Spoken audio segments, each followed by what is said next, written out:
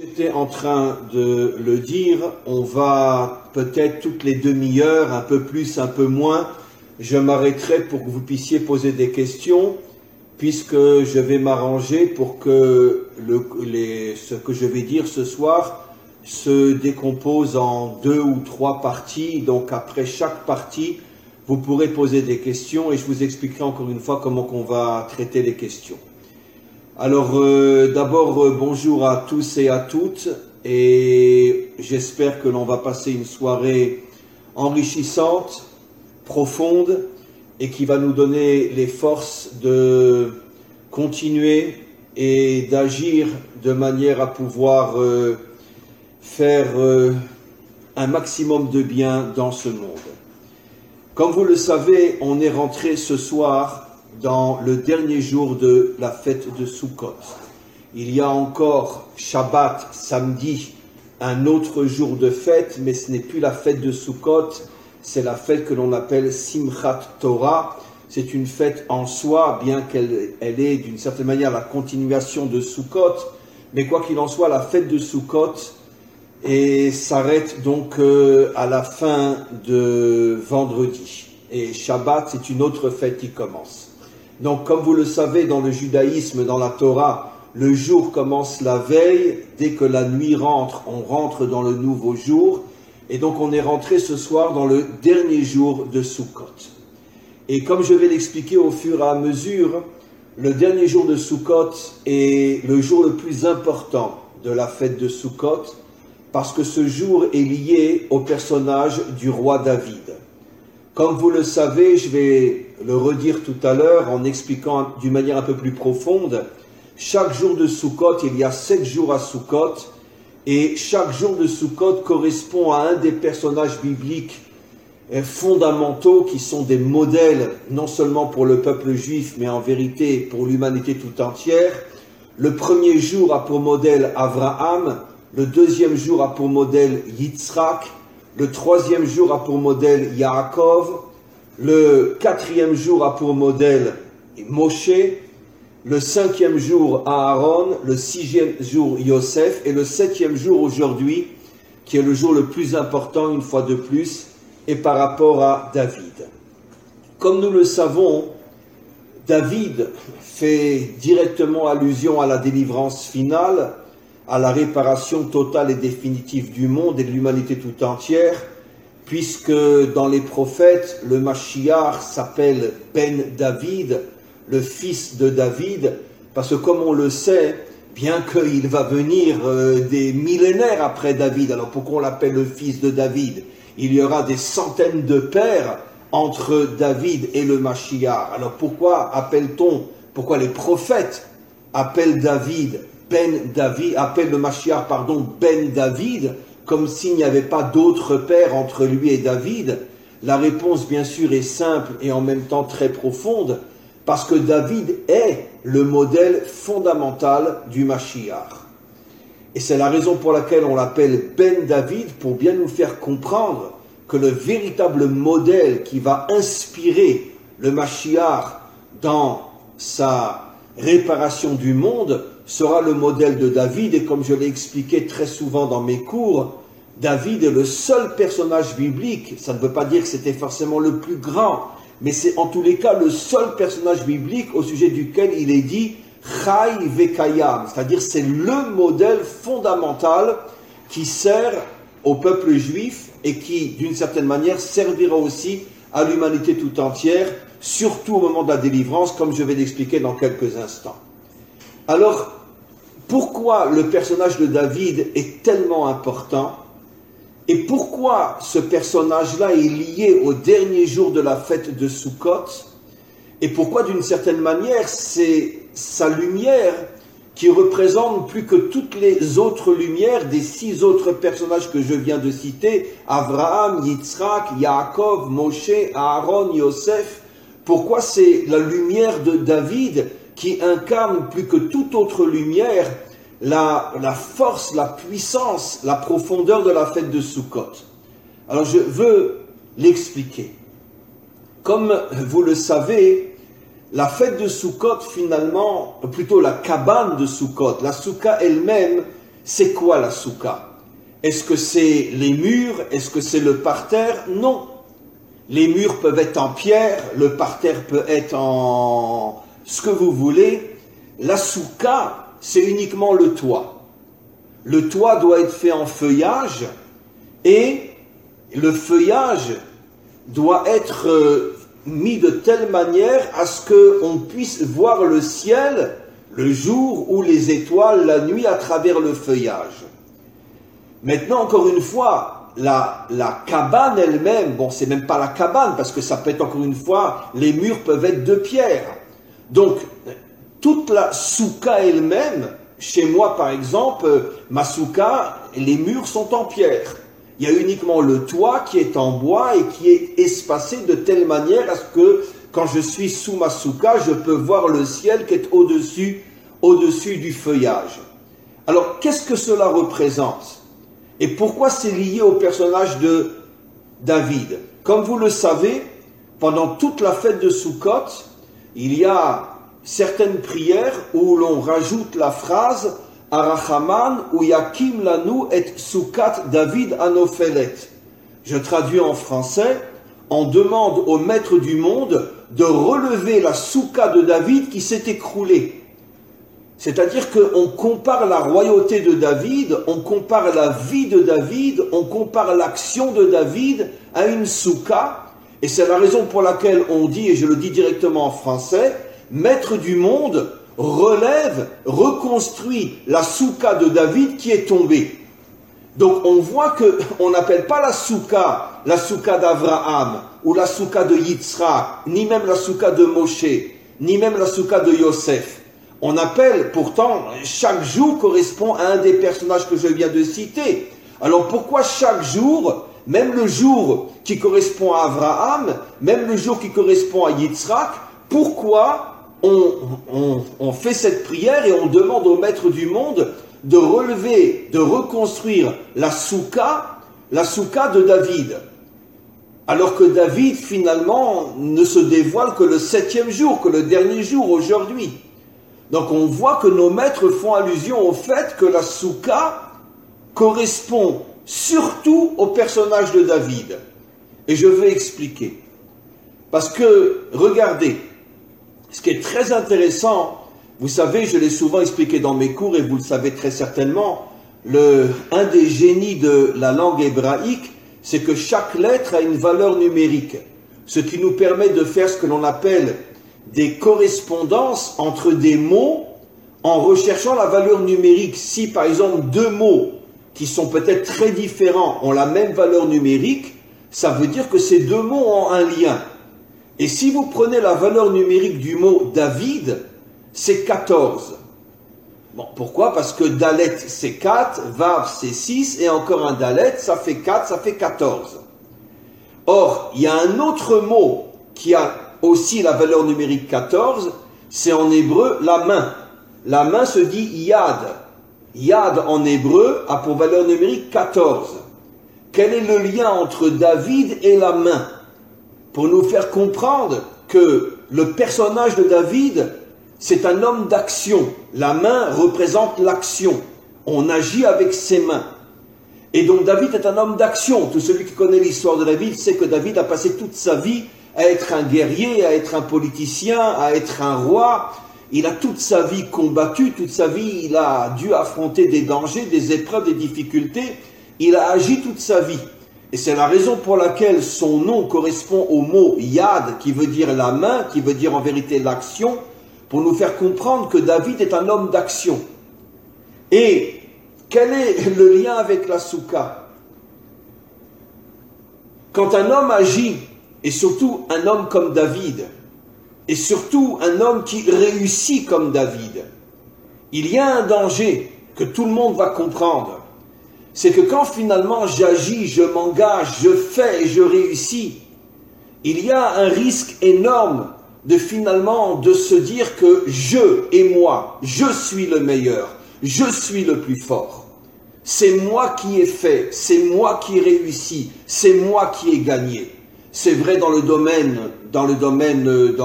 professionnel, c'est vrai dans le domaine sportif, et c'est vrai dans le domaine politique, c'est vrai dans tous les domaines. Si un homme s'investit, si un homme agit et qu'il réussit, c'est évident que d'une certaine manière, ça va lui monter à la tête et il va dire « et moi, et moi, et moi ». Et quel est le symbole de la soukha? C'est que les murs peuvent être en pierre. C'est-à-dire que la soukha elle-même, elle est construite par l'homme. C'est l'homme qui construit la soukha. Elle ne descend pas du ciel. Mais, il y a une condition pour que ce soit une soukha. Il faut que le toit soit suffisamment, on pourrait dire, transparent, pour que quand tu es dans ta soukha, que tu as construit toi-même, tu vois le ciel. Le ciel fait allusion à quoi? Le ciel fait allusion au monde d'en haut, fait allusion au maître du monde. C'est-à-dire que même si tu agis et que tu fais et que tu construis, n'oublie jamais que finalement ta force et ta réussite viennent du maître du monde. C'est ça le symbole de la soukha. Un homme qui ne fait rien, comme on va le voir tout à l'heure, un homme qui n'agit pas, alors évidemment, il n'a pas l'épreuve de se prendre au sérieux, il n'a pas l'épreuve du culte de l'ego, il n'a pas l'épreuve de l'orgueil, puisqu'il ne fait rien. Mais un homme qui fait et qui réussit, et qui va de combat en combat et de victoire en victoire, c'est évident qu'il peut oublier complètement d'où lui vient sa force, d'où lui vient cette bénédiction qu'il fait, qu'il réussit dans chacune de ses entreprises. Et c'est ça le symbole de la soukha. Le symbole de la soukha, c'est fais, mais n'oublie jamais qu'il y a au-dessus de toi une force qui t'est donnée, et c'est grâce à cette force qui t'est donnée que tu réussis. En vérité, ce que je dis est un verset explicite dans la Torah. Il est dit, je le dis d'abord en hébreu, Vezacharta ki Hashem hu anoten lecha et hakoach la'asot et hachayil hazeh. Traduction en français, tu devras constamment te souvenir que c'est le maître du monde qui te donne la force d'être un guerrier. Guerrier pas uniquement dans le sens militaire, mais guerrier dans le sens d'être un homme qui s'investit, un homme qui fait, un homme qui affronte les épreuves, un homme qui affronte les difficultés, et qui est un gagnant et qui réussit. C'est ça être un guerrier, pas uniquement dans le domaine militaire, bien évidemment. Et qu'est-ce que nous dit le verset? Tu te souviendras que c'est Hachem qui te donne la force de mener le combat que tu as mené et que tu as réussi. Et ça, c'est la chose la plus difficile au monde, comme on va l'expliquer au fur et à mesure. Parce que agir, faire, s'investir, réussir, et comprendre qu'en vérité que toutes mes actions sont liées à une force qui me vient du maître du monde, et ne jamais oublier que sans le maître du monde, je n'aurais jamais réussi ce que j'ai réussi, ça demande une telle humilité, ça demande une telle annulation de soi, ça demande une telle prise de conscience que je ne suis pas seul sur terre, et que finalement le maître du monde est mon associé dans toutes mes entreprises. C'est, on pourrait dire, la prise de conscience la plus difficile au monde, cette union entre le maître du monde et l'action de l'homme.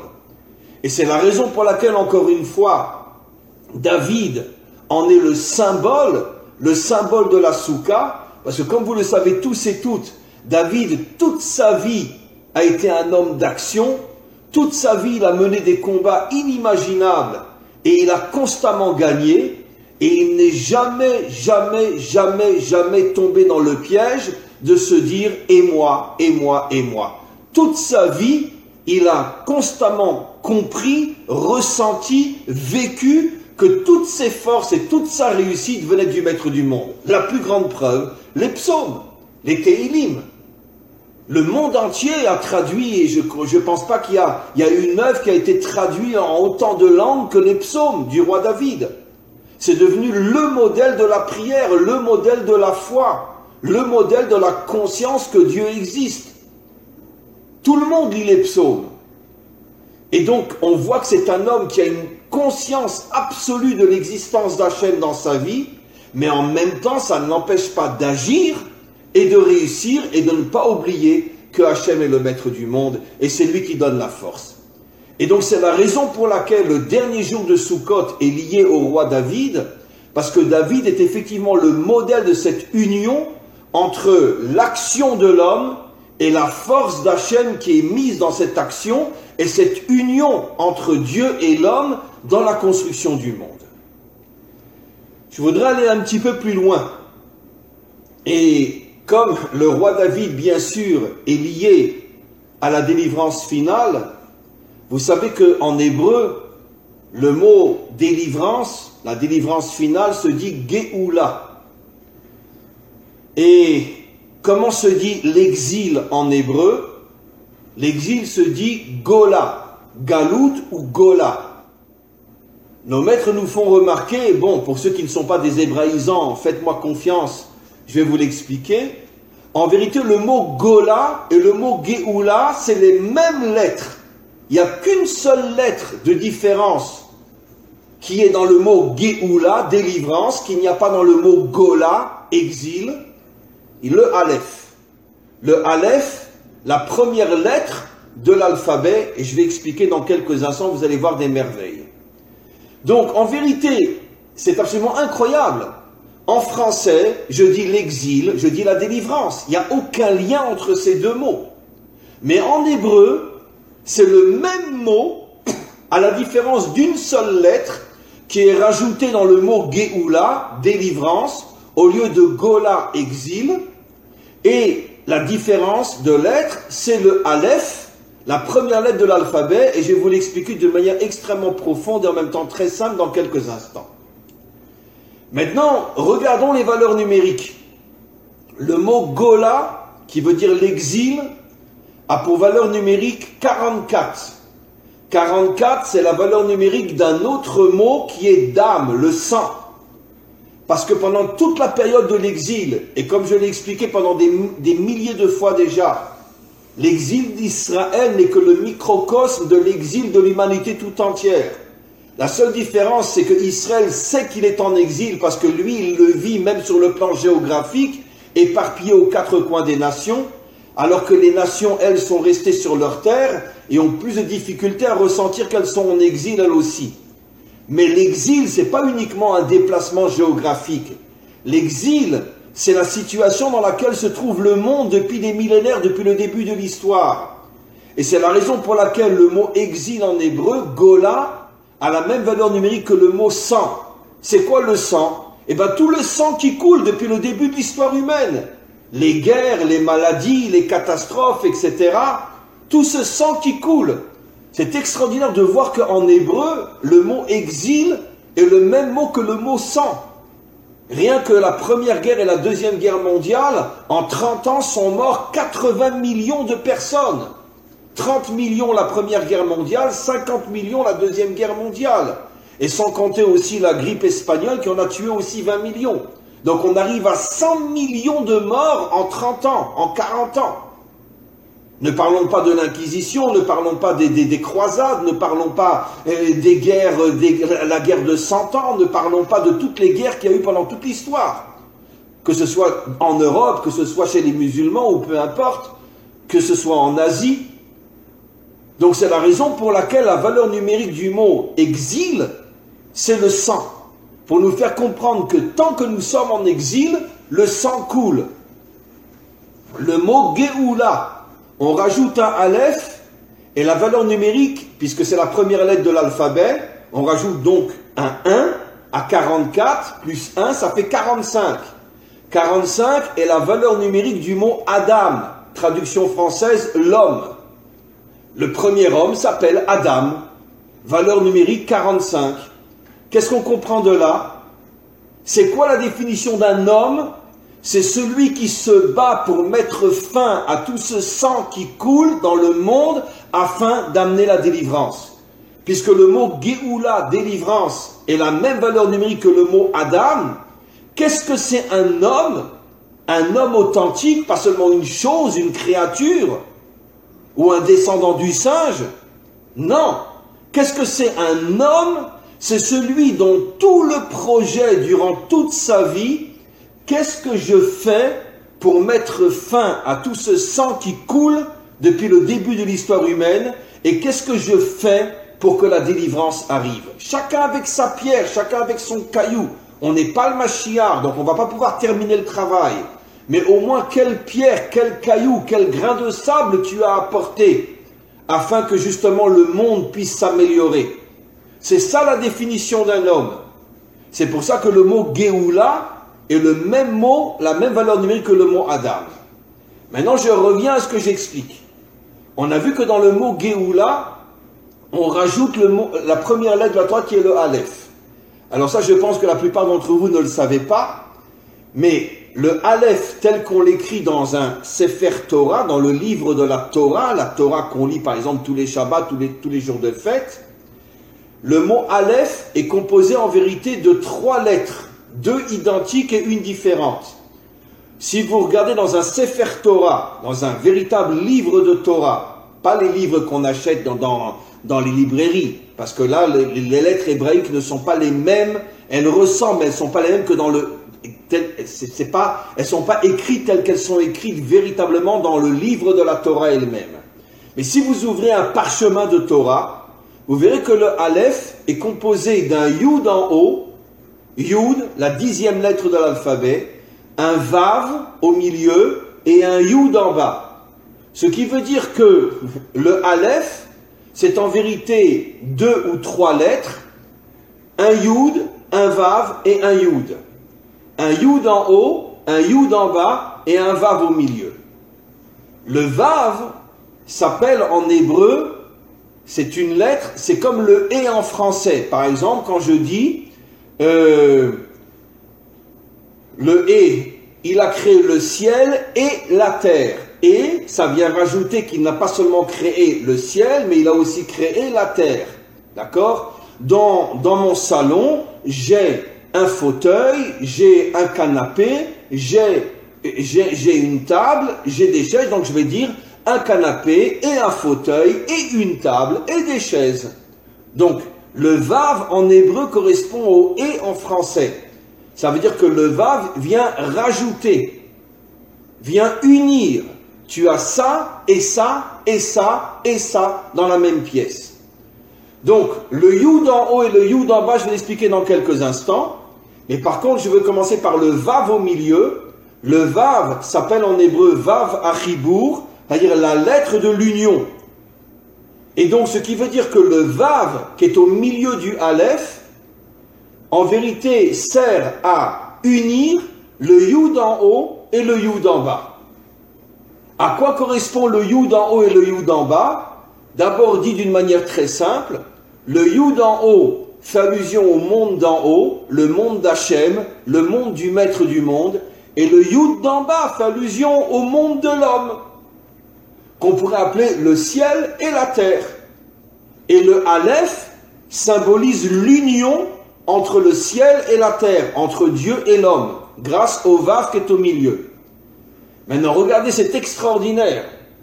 Si vous prenez la valeur numérique des 3 lettres qui sont dans le Aleph, Yud a pour valeur numérique 10, Vav a pour valeur numérique 6, et encore un Yud en bas, 10, ça fait 26.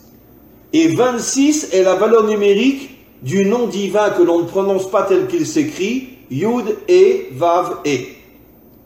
Ça veut dire que le Aleph correspond au dévoilement du nom divin qui, d'après les enseignements de nos maîtres, ne se dévoilera véritablement qu'au moment de la délivrance finale. Ce nom qui est complètement caché, cette identité qui est complètement cachée jusqu'à la délivrance finale. Maintenant, je reviens à ce que j'ai expliqué. Pourquoi Yud? Yud a pour valeur numérique 10. Vous savez, je pense que le 10 correspond à ce qu'on appelle les 10 attributs divins. C'est-à-dire les 10 forces fondamentales avec lesquelles le maître du monde a créé la création tout entière. Il y a 10 forces, 10 énergies fondamentales. Je ne peux pas expliquer maintenant ce que c'est pas le sujet, pourquoi 10, pourquoi pas 8, pourquoi pas 15, mais il y en a 10. Et qu'est-ce que signifie le Yud d'en haut? Le Yud d'en haut fait allusion aux 10 énergies de Dieu lui-même. Et le Yud d'en bas correspond aux 10 forces de l'homme lui-même, parce que l'homme lui-même a été créé, comme vous le savez, selon l'image de Dieu, C'est-à-dire que Dieu a mis dans l'homme, c'est la seule créature qui possède les 10 énergies divines qui se trouvent en haut et qui sont descendues en bas aussi.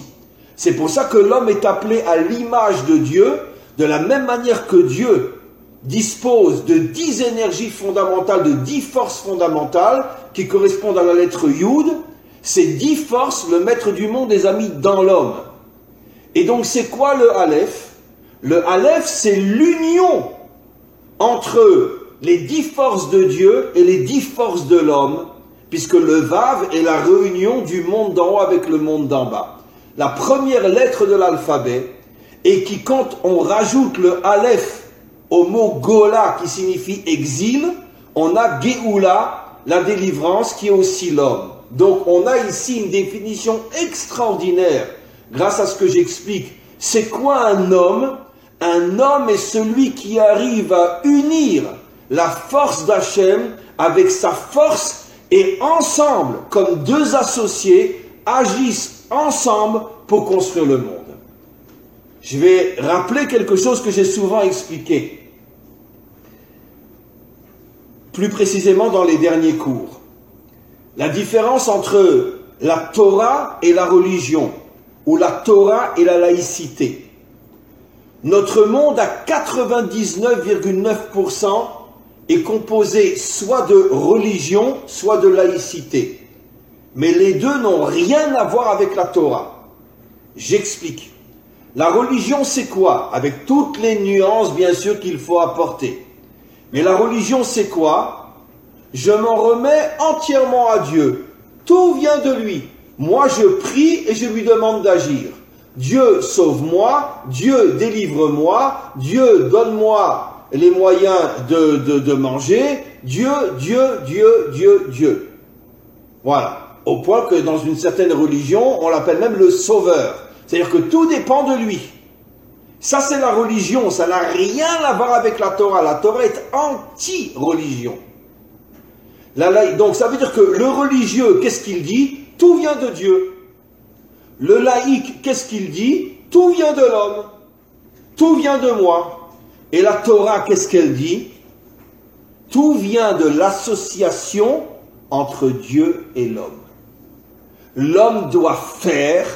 L'homme n'a pas le droit d'être un religieux. L'homme n'a pas le droit de s'en remettre uniquement à Dieu.